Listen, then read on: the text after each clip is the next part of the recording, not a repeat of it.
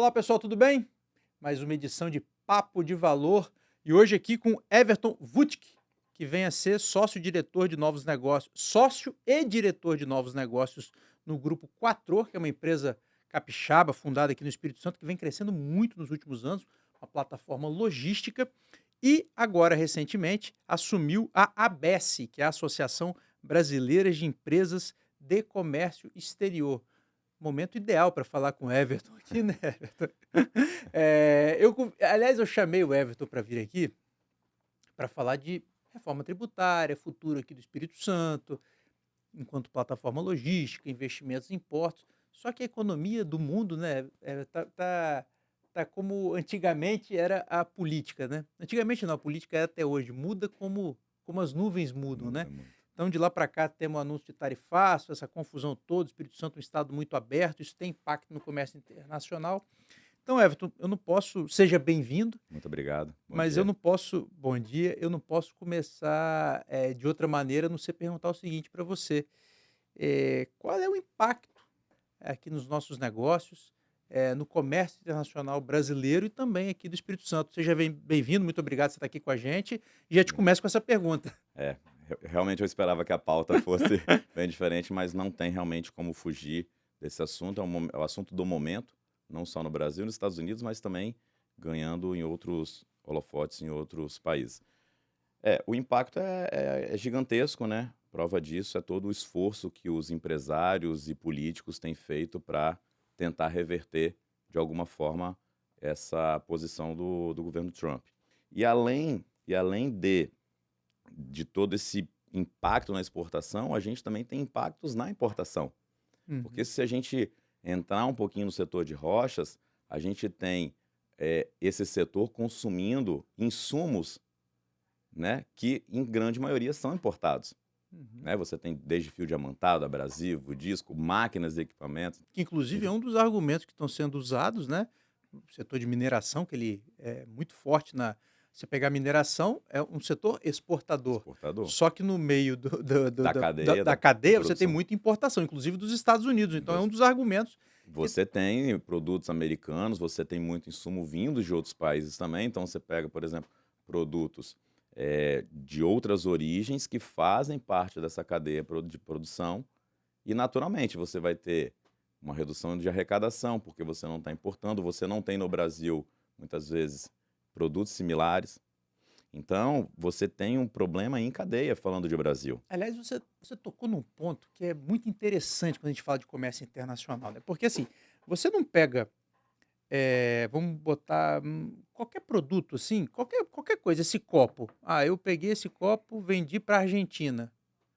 Eu sou vencedor e a Argentina é perdedora, né, porque a Argentina porque não funciona assim, o que que eu Não funciona. tive que usar para fazer esse copo, né. Exato, você Você tem pega o agronegócio, a gente vende commodity, soja, milho, carne, enfim, essa coisa toda.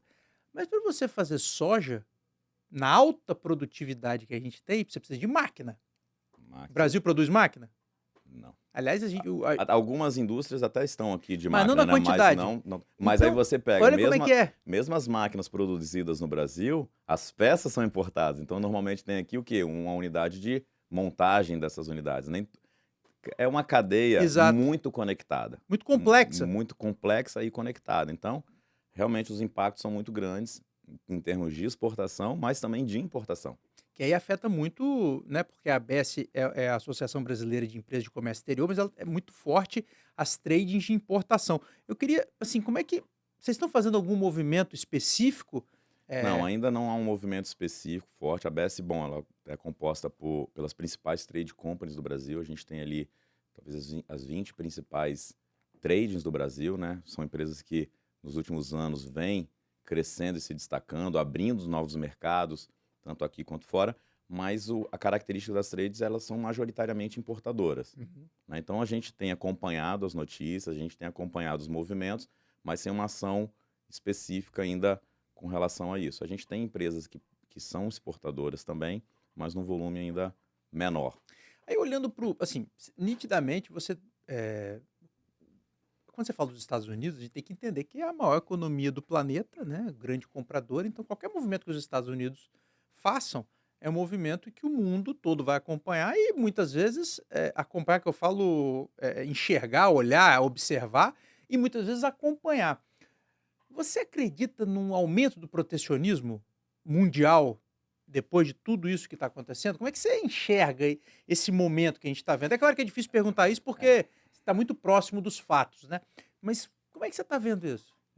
Eu não sei, não tem uma relevância tão grande, mas houve um sinal agora recente, saiu uma notícia que a Venezuela também resolveu Sim. taxar. Com relação ao que é os Estados Unidos, é meio que significante. Eu honestamente não acredito, é um assunto muito difícil de comentar, né? O mundo tem sido muito contra as ações dos Estados Unidos nesse sentido, mas estão acontecendo acordos, Uhum. né?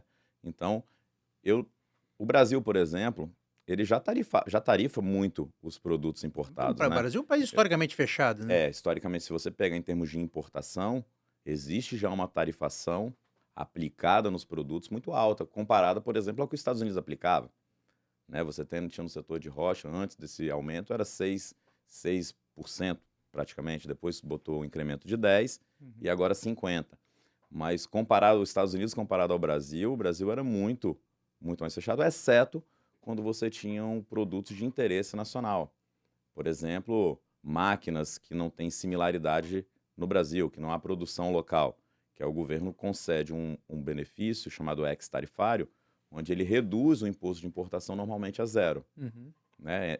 A empresa tem que entrar com um projeto, demonstrar a aplicação, a criação desse projeto, na entrada no órgão do governo, é avaliado, é submetido ao Ministério da Indústria para ver se Uhum. tem alguma similaridade e, se não houver, é concedido esse benefício. Uhum. Inclusive, um dos receios é que isso possa ser impactado em algum momento, caso o Brasil tente aplicar alguma reciprocidade com relação a essas tarifas americanas. Mas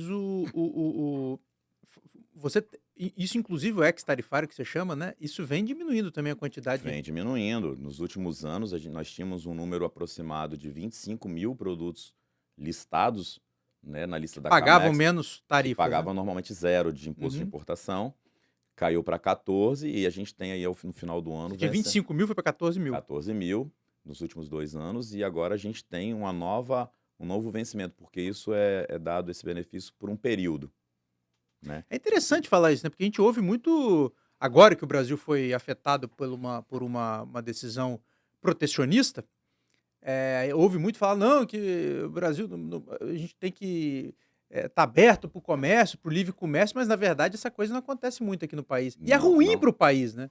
A última vez que a gente teve redução de impostos foi no governo anterior, onde a gente teve a redução de IPI, por exemplo, em 4 mil itens, praticamente, né? Houve redução ali de 35% no IPI Uhum, desses produtos. Mas nos últimos anos vem novamente tendo acréscimo de impostos. E uhum. aí a gente pega, por exemplo, o tarifaço ganhou toda a mídia e as discussões, e é interessante que hoje você discute tarifaço em tudo que é canto, né? Exato. Virou um assunto Tá igual de futebol. exato, virou assunto do momento. Mas, nós esquecemos da tarifação, por exemplo, do IOF, né.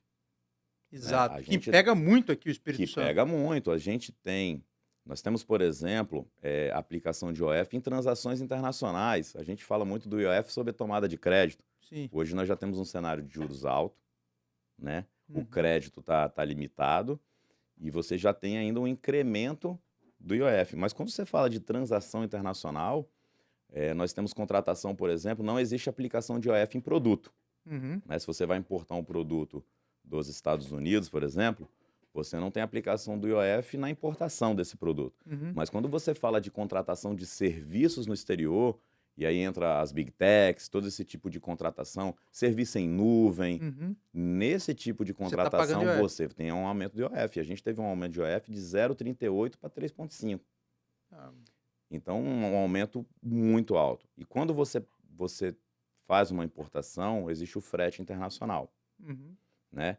E o frete internacional, quando ele é pago aqui no Brasil, você tem uma transferência desse câmbio, né? Você tem um fechamento do câmbio pagando os armadores no exterior. Uhum. E nessa remessa você tem uma aplicação de IOF. Uhum. Então, com o aumento do IOF, a gente tem uma previsão de aumento de custo de IOF nesse tipo de transação, saindo de 85 milhões para 798 milhões né? A gente tem Isso no Brasil todo. no Brasil todo. E aí você tem essa aplicação no início da cadeia produtiva. Eu falo produtiva no processo de internalização do produto. Sim. Quando você coloca esse IOF no custo do frete, ele está lá no início da cadeia de formação de preço. Produto, frete. Aí você vem com os impostos que são aplicados. Produto e frete. E aí nos impostos a gente tem imposto de importação, IPI, PIS, COFINS e o ICMS. Então, você incrementa esse valor na cadeia de produção, de formação de preço. Quando chegar à ponta no consumidor, esse valor vai ser multiplicado muitas vezes por 2, 2,5. E, Everton, é interessante você colocar isso, porque as pessoas muitas vezes não têm noção que o Espírito Santo, a economia do Espírito Santo, é um dado do Instituto João de Santos Neves do final do ano passado. Como proporção do PIB, a economia do Espírito Santo, ela é 64% da economia do Espírito Santo é ligada ao comércio internacional. E, enquanto isso, a brasileira fica na casa ali de 27%. Para a gente mostrar como é que o impacto dessas questões tarifárias de IOF impactam muito mais o Espírito No Santo. PIB do Estado, né? Isso, como proporção, lógico, do que no resto do país. E outra coisa importante, que além da gente ser muito mais aberto, grandes empresas, né, de importação, plataformas de logística, de comércio internacional, estão sediadas aqui. Então o impacto do IOF, disso que você está falando, proporcionalmente no Espírito Santo é muito maior do que no Brasil. Muito maior É do que no esse o Brasil. raciocínio? Esse é o raciocínio no impacto direto da formação de custo. Só que os produtos vão ser vendidos em todas as pontas, No Brasil né? todo. No Brasil Eu todo. estou Aqui a dizendo gente como tem- resultado das empresas que estão aqui. Exatamente. Como fonte de arrecadação, Exato. como fonte Geração de de impacto, emprego, mas- cadeia de negócio, mas em termos de aplicação no custo do produto, aí é generalizado. vai ser generalizado. Então, são assuntos delicados. A gente vem num período de tentativa de controle inflacionário.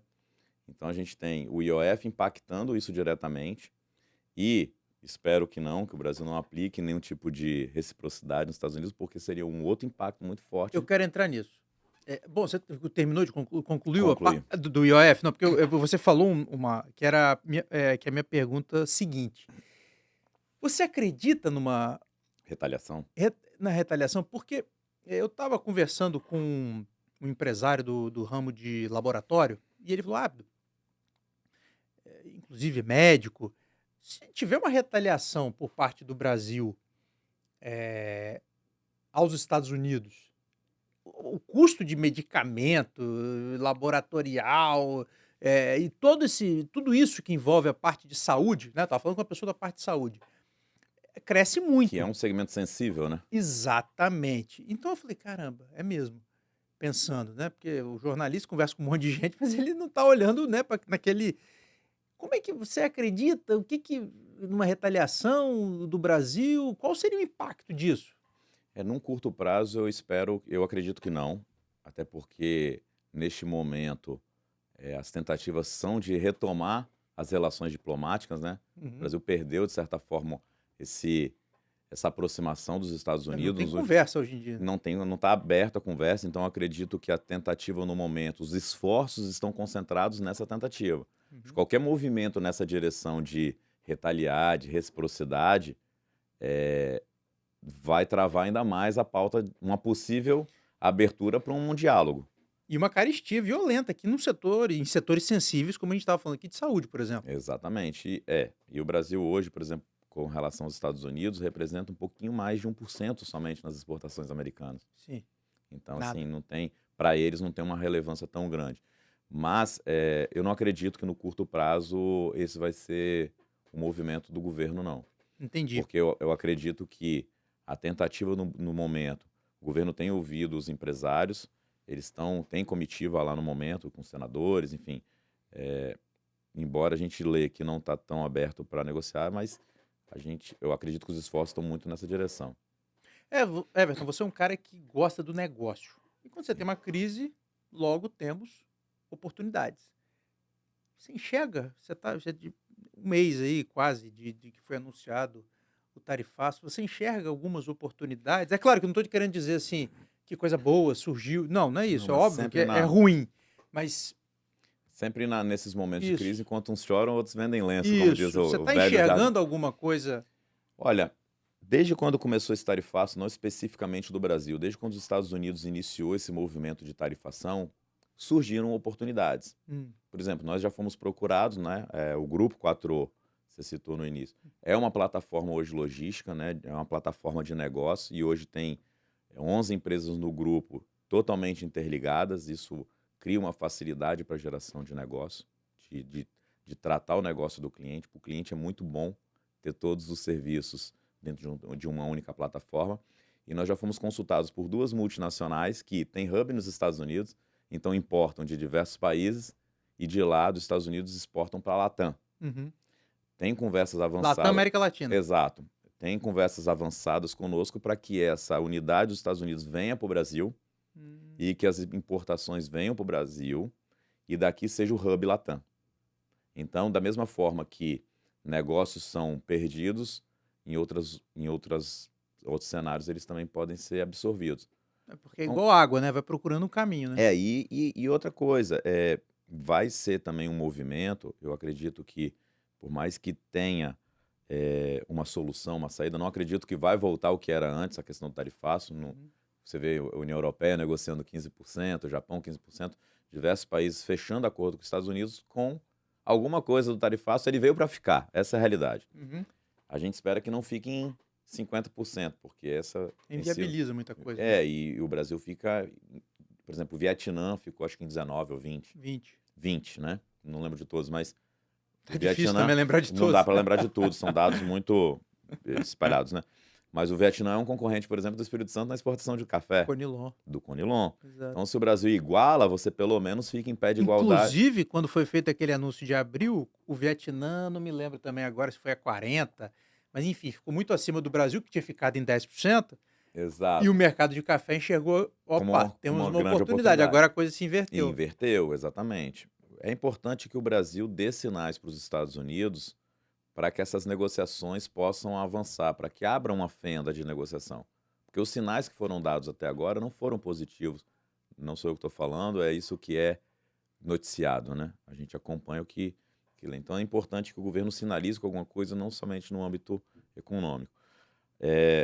Então, voltando aqui às oportunidades, elas vão surgir, né, de alguma forma, mas não a 50% realmente fica muito difícil surgir. O que eu estava buscando, retomando a fala, tem que ficar também uma certa lição, Uhum. né, para toda a classe de empresários, da empresa, para fazer um trabalho de diminuição dessa dependência, né? Sobretudo De qualquer coisa, né? De cliente, fornecedor. Exato. Quando você, né, nos indicadores internos, aqui, você está aí cheio de medições, tanto no nosso grupo, você não pode ter uma concentração tão grande em um único cliente, num único negócio, na verdade. Uhum. Então, vai servir, eu acho que até de dever de casa para as companhias, esse Vai ter aos trabalho poucos. trabalho de diversificar. Mas não é fácil, né? Não é fácil. Porque Porque você tem a maior economia do mundo. E E o maior cenário consumidor, né?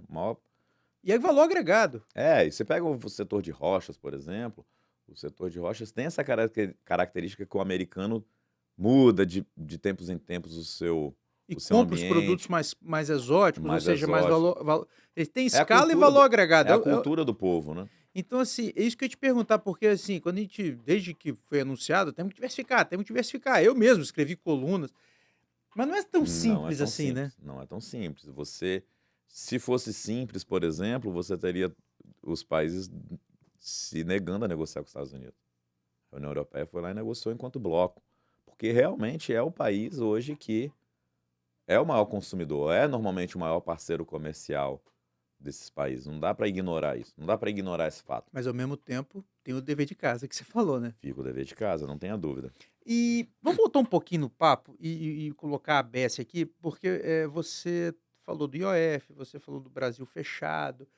Uma das pautas com você à frente lá da Bessie é justamente a gente facilitar as trocas, né? Exatamente. E aí você está falando de burocracia, você está falando de IOF, você está falando de tarifa, você está falando de Receita Federal.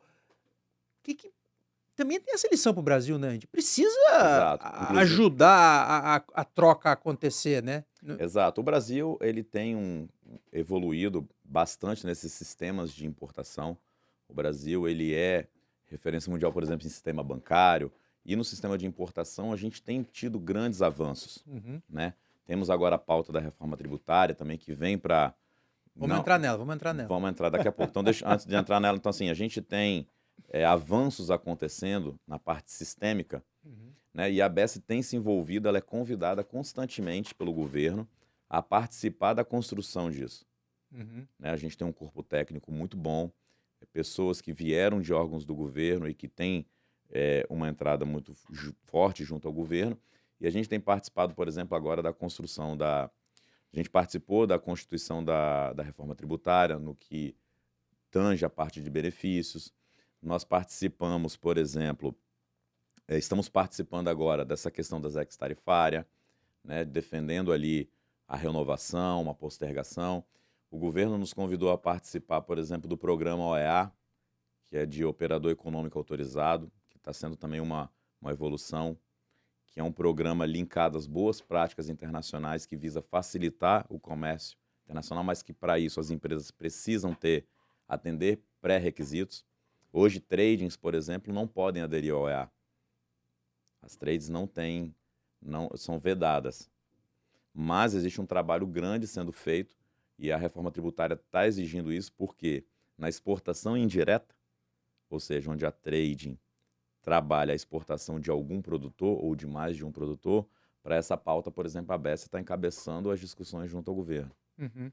Tudo isso para melhorar essa qualidade, Para facilitar. você melhorar o fluxo do comércio internacional, para que a gente de fato possa, independente de tarifas, deixando esse assunto de lado, mas que você possa ser um país que tramita um processo de importação e de exportação com mais agilidade. Porque a tarifa é o imposto, mas se você... Exato. Mas você tem toda a plataforma.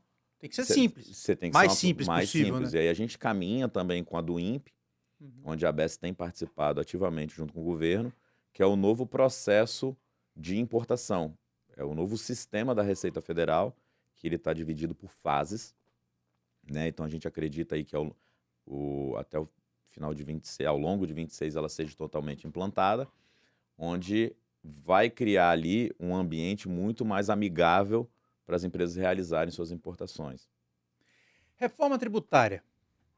Outro tema importante. Qual é o... Bom, vamos lá. Desde os anos 70, né, que o Espírito Santo, a economia do Espírito Santo, ela está ancorada nos benefícios, nos incentivos fiscais. Como é que Sim. você enxerga essa situação a partir de 2000? A transição já começa agora, em 29? Em 27 começa para alguns impostos, IPI, PIS e COFINS. A partir de 29 começa um decréscimo do ICMS e, naturalmente, dos benefícios. Isso. Como é que você enxerga isso a partir de 29 e 2032, que é quando acaba o ICMS, né? Então, assim, como é que você enxerga essa situação capixaba a partir de 32? O que a gente precisa fazer agora para conseguir? Eu acredito que o que a gente precisa fazer agora, nós estamos fazendo. O Espírito Santo meio que, vamos dizer assim, dormiu no ponto por muitos anos, exatamente porque ficou muito focado no benefício e deixou de fazer trabalhos estruturais, né? Você vê que Santa Catarina... Eu comecei a trabalhar aqui em 99. Uhum. Em Santa Catarina, eu fui abrir a primeira filial da empresa em 2006. Santa Catarina muito menos importante para um cenário de importação, de benefício, do que o Espírito Santo.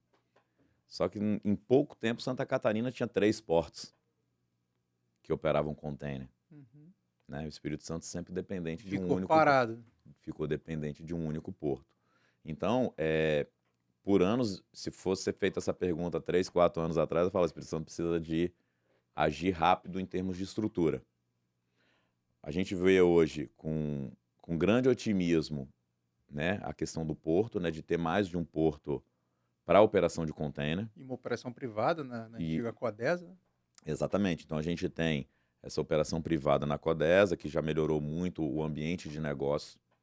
Mas falando especificamente de container, por exemplo, que é o grande vetor aí das operações, o grande modelo das tradings, hoje a gente tem aí uma grande possibilidade de sair o Porto da Emetã. Eu digo hoje que já é uma realidade. Sim, a previsão para inaugurar ano que vem. Inaugurar ano que vem, não sei se é exatamente com container, mas para receber talvez mas já começa a carga operar, projeto, né? começa a operar.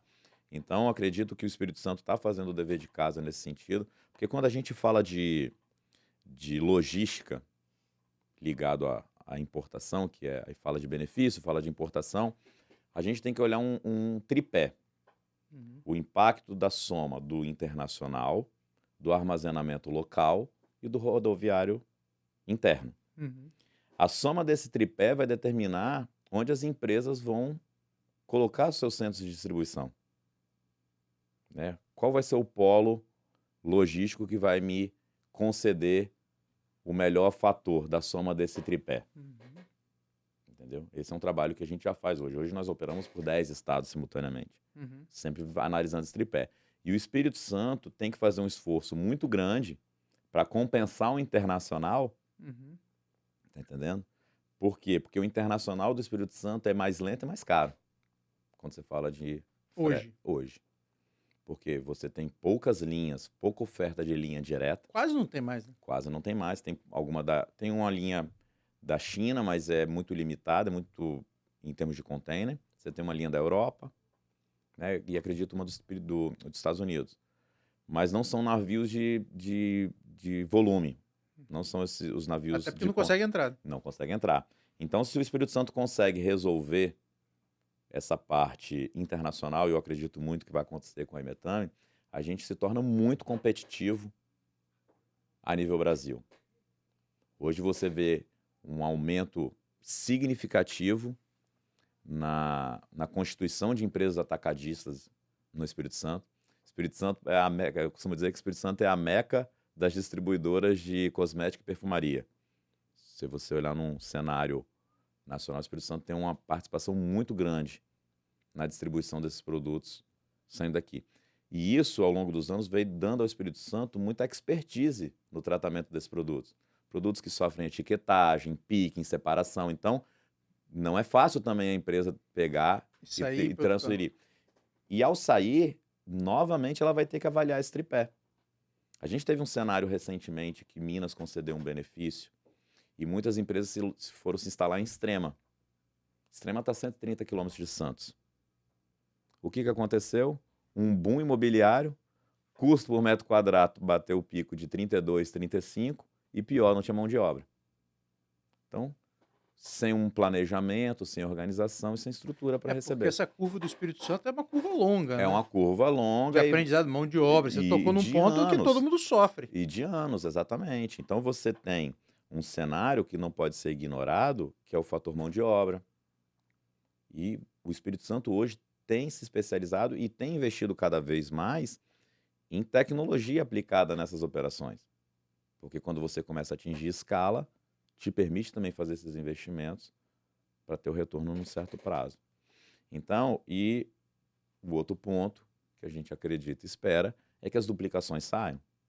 Que as estruturas das duas, 262 e 101, porque se você vai se tornar um polo distribuidor, né, um polo atacadista, industrial, e você tem o porto chegando, você tem um porto chegando, você tem as empresas se localizando aqui, você vai precisar escoar esses produtos. E hoje a gente já tem certo gargalo na saída dessas cargas aqui do Espírito Santo. Então, entendi. Da porteira para dentro a gente está bem. Exato. Tem a questão dos portos, que da entrada física dos produtos. A coisa está caminhando. E agora a gente precisa resolver a questão de rodovia e ferrovia. Exatamente. Em termos de ferrovia aqui, mas temos que resolver também. Em termos de operação, de logística interna... Da porteira para dentro. É exato. Eu te digo assim, para quem... A palavra aqui de quem opera em 10 estados, o Espírito Santo está muito bem servido. De mão de obra, de estrutura, de oferta de galpão, de mão de obra. Eu acho que é um problema que todo mundo vive, mas o Espírito Santo tem conseguido dar conta. Agora precisa resolver essa entrada e a saída. E a gente, pelo que a gente tem acompanhado, e aí a gente vê um governo, né? A gente vê um governo muito atuante nessa pauta. Eu acho que esse governo, a participação do Ferraz, Casagrande, eles estão muito ligados a essa pauta do comércio exterior. Acho que como nunca teve dos outros governos. Assim. Você vê um esforço conjunto muito grande e até o motivo que eu me empolguei em assumir a BES é essa aproximação, esse associativismo, porque não tem como desconectar o público do privado. Não. Isso É impressionante como isso tem funcionado bem aqui. Também com trabalhos, por exemplo, do Sindiex, né? Essa pauta é uma pauta muito viva e está sendo a todo momento explorada. Eu acho que eu, como jornalista, acompanho essas coisas. As pessoas entenderam, né, a importância do comércio internacional aqui. O comércio internacional como um todo. Minério é comércio internacional, celulose é comércio internacional, aço é comércio internacional,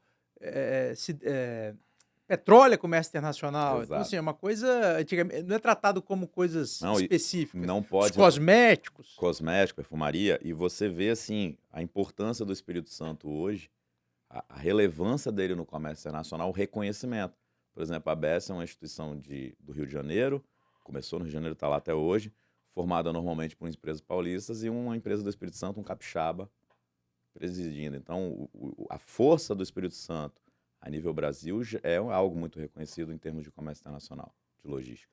Importante dizer também, né, e que inclusive são filiados da ABS, dos 5 maiores faturamentos aqui do Espírito Santo nos últimos anos.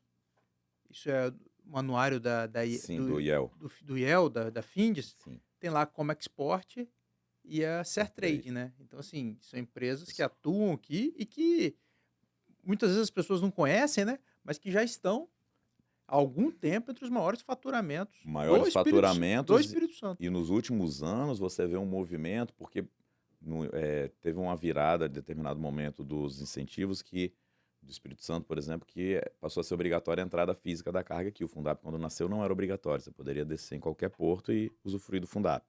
Depois passou a ser obrigatório, inclusive as empresas... Você criou uma E aí atividade. Exato, e aí as empresas começaram a colocar sede aqui, mas você não via muitos movimentos, às vezes, das empresas trazer estruturas físicas para cá. E você vê nos últimos anos um aumento No contorno, você enorme vai na rodovia do contorno, de quem não investimento. passa, não costuma passar lá, dá uma olhada lá como é que a coisa tá. Exatamente, as empresas cada vez mais utilizando das estruturas do Espírito Santo para fazer suas distribuições de manutenção de carga, de geração de valor, de emprego aqui. Então, você vê investimentos nos últimos anos, investimentos grandes dessas companhias e de outras em instalações físicas no Espírito Santo, contribuindo. Por exemplo, quando você faz um operador logístico, você vai incentivar o teu cliente a armazenar a carga dentro do teu operador logístico. Uhum. Muitas vezes a Você vai trazer operação, carga para cá. a operação dele às vezes está em São Paulo, está em Minas, está no Sul, você vai convencer ele, falar, olha, eu tenho uma estrutura própria, você vai estar dentro de um único ambiente, vamos operar a partir do Espírito Santo. E agora, a partir do momento que você tem porto, a coisa facilita. Esse Facilita. convencimento fica mais fácil. Exatamente. Então, o Espírito Santo não tem outra saída. Falando de reforma tributária e de manutenção de cargas, esse porto precisa, de fato, sair e a gente fazer uma combinação dessas três matrizes de formação de preço bem competitiva. E eu acredito que a gente tem muita condição para isso. E quando você fala de porto, você fala do hub portuário, né? Que é ali, o Porto de Metame fica pronto em 2026, mas Porto Ocel tem planejamento Ocel. de expansão. O presidente Kennedy tem expectativa Porto Central. de Porto Central. A Vports tem um projeto, inclusive. Tem A Aracruz Vports, também. que é a concessionária que Autoridade assumiu. portuária. Exato, que assumiu a Codesa, tem um projeto grande ali para Aracruz. Exatamente. E, claro, você vai acabar descomprimindo o Porto de Vitória para ele assumir outras atividades, o que também é muito importante. O que é muito aqui pro Espírito importante, Santo. ele tem uma importância grande porque ele é um dos portos que faz essa parte de cabotagem dentro do Brasil. Exato. Você pode fazer um incremento forte nessa atividade que ainda não é tão explorada. Aliás, é pouquíssimo explorada. Pouquíssimo explorado. Então, ele é um dos portos de parada dessa costa, né, operada por esses navios que a gente chama de navio feeder, Isso. que fica fazendo essa costa brasileira, subindo e descendo.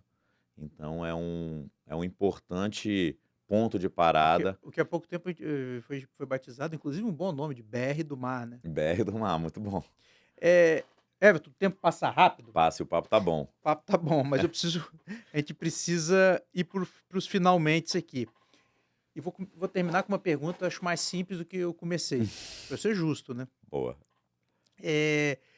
Diante disso tudo que você me explicou agora, nessa última resposta que você me deu, eu posso acreditar, então, que o Espírito Santo tem tudo para, sim, virar uma importante plataforma logística Totais condições. do país e porque você tem um medo muito grande com a reforma tributária que o Espírito Santo perca atividade econômica, né. Tem o medo da perda de arrecadação, mas o grande medo é uma perda de atividade econômica. Então, aí você tem algumas alternativas, e entre elas está o Espírito Santo tornar-se uma plataforma logística para o Brasil, com portos, com armazéns, com mão de obra, com infraestrutura, para você escoar, por exemplo, a carga do agronegócio, a carga de Minas Gerais, Exato. para entrar produto, por exemplo, fertilizante. O Brasil importa 80% dos seus fertilizantes. Não adianta você produzir se você não tem fertilizante. Entrar por onde fertilizante? Pode entrar aqui pelo Espírito Santo. Então você enxerga que isso está mais perto do que já teve há pouco tempo, né? Enxergo pelos movimentos que a gente acompanha, participando de feiras, de eventos, eu vejo que o Espírito Santo tem condições. Importante sempre manter esse bom ambiente em estado como em si, né? Que o Espírito Santo Ambiente sempre equilibrado, né? um ambiente equilibrado, um ambiente fiscal equilibrado. Você vê o Rio de Janeiro tenta, por exemplo, fazer movimentos parecidos com o Espírito Santo em termos de benefício. Tem limitações porque é um estado que está em recuperação fiscal, então você não pode ter perda de arrecadação. Então tem uma série de travas impostas que não te permite criar um ambiente de negócio pujante no âmbito da importação, eu estou me referindo. Mais do que ele tem a importância dele, mas perdeu muito por conta disso. Claro. E o Espírito Santo tem esse cenário positivo, em termos políticos, de equilíbrio fiscal, que permite o Estado investir. Na verdade, o Espírito Santo tem uma capacidade de investimento grande para ter esse ambiente de negócio favorável.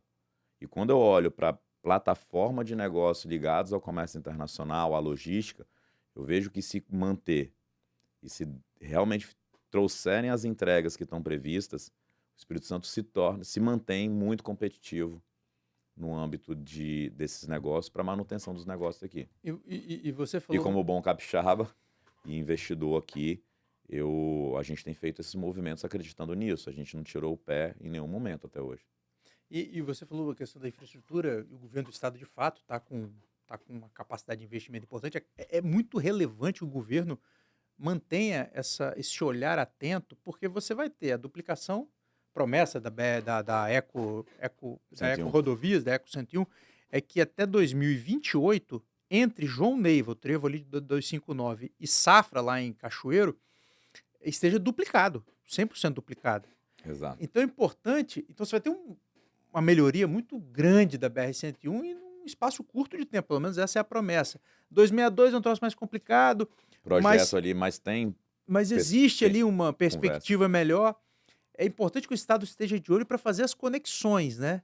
Exato. Será que a conexão da BR-101 ao hub portuário de Aracruz está perfeita? Será que a conexão da Serra para o hub portuário de Aracruz está na melhor das condições? Será que a conexão com o Porto Central está na melhor das condições? É importante que a gente tenha esse olhar atento para não perder tempo. Mas quando se o Estado se mantém engajado como está, eu entendo que essas obras como você disse, da porteira para dentro. É um pouco mais simples, né? Não, mais Quando simples. você pega Mas é obras... importante estar atento, né? Exatamente. Não pode perder, não pode deixar que se perca o que foi conquistado nos últimos anos. Sem dúvida. Como eu disse, por muito tempo a gente ficou meio que adormecido em termos de estrutura, principalmente portuária. Né? Que era o mais difícil. Que era o mais difícil. Demos uma esticada boa nos últimos anos. Nos últimos 3 anos, o Espírito Santo conseguiu criar ali um facho de luz, né, que isso vai acontecer, e não podemos perder isso agora. Né? O mais importante é a manutenção desse programa de investimento, mais uma vez, com equilíbrio entre Estado e a rede privada. Everton Vutic, sócio e diretor de novos negócios do Grupo Quatror, empresa aqui do Espírito Santo, Perfeito. E presidente da ABES, Associação Brasileira de Empresas de Comércio Exterior. Muito obrigado por estar aqui no Papo de Valor, discutindo em alto nível o comércio internacional aqui do Espírito Santo e do Brasil. Eu que agradeço a oportunidade de estar aqui falando para você e para toda a sua audiência. Um prazer grande estar aqui com você. A gente admira muito o seu trabalho e conte com a gente sempre. Muito obrigado e muito obrigado a você que está nos acompanhando e até a próxima edição de Papo de Valor. Até lá!